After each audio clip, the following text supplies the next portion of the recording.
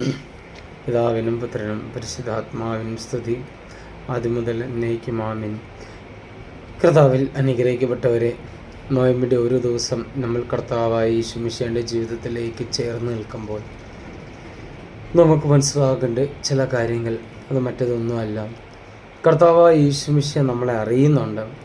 നമ്മുടെ ജീവിതത്തിലെ അവസ്ഥകൾ എന്താണ് കർത്താവായ യേശു മിശിഹ അറിയുന്നുണ്ട്.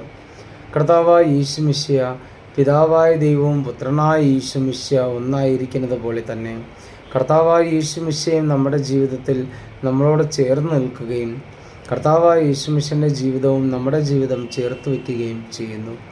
പ്രിയമുള്ളവരെ, ഇന്നത്തെ സുവിശേഷ ഭാഗം തിരഞ്ഞെടുത്തിരിക്കുന്ന നമ്മൾ വിശുദ്ധ യോഹന്നാൻ എഴുതിയ സുവിശേഷം 10-ാം അധ്യായം 15 മുതൽ 16 വരെ തിരുവചനങ്ങളാണ്.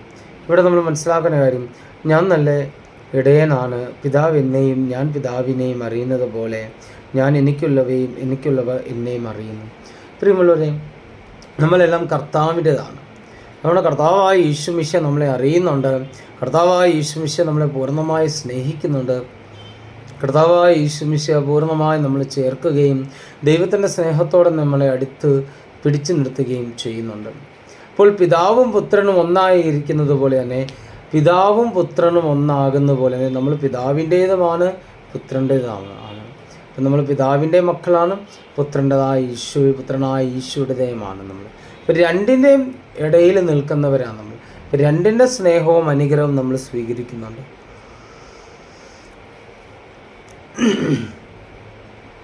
ഈ തൊഴിൽപ്പെടാത്ത മറ്റാടുകളും കർത്താവായ യേശു മിശിഹായ്ക്കുണ്ട്. അതായത് കർത്താവായ ദൈവത്തിൻ്റെ വിശ്വാസത്തിൽ ജീവിക്കാത്ത മറ്റ് മക്കളുണ്ട്, അവരെയും കർത്താവ് ചേർത്ത് പിടിക്കുന്നുണ്ട്.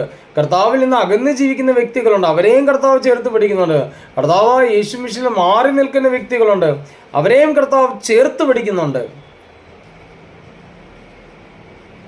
ചേർത്ത് പിടിച്ചിട്ടാണ് ദൈവം നമ്മളെ അനുഗ്രഹിക്കുന്നത്. പ്രിയമുള്ളവരെ, മനസ്സിലാക്കണം, കർത്താവായ യേശു മിശിഹായുടെ സ്നേഹമാണ് നമ്മളെ വളർത്തുന്നത്.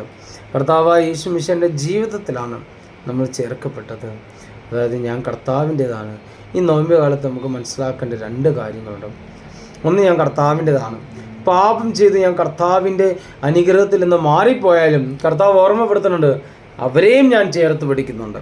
കർത്താവ് ആരെയും ഉപേക്ഷിക്കുന്നില്ല, എല്ലാവരെയും ചേർത്ത് പിടിക്കുന്നുണ്ട്.